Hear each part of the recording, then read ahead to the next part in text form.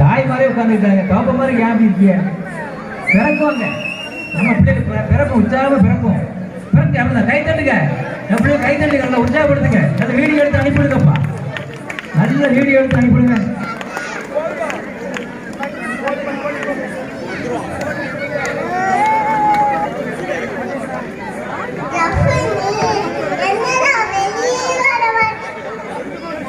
அங்க வந்து நிக்க சீக்கிரம் உற்சாகம் விளையாடுங்க.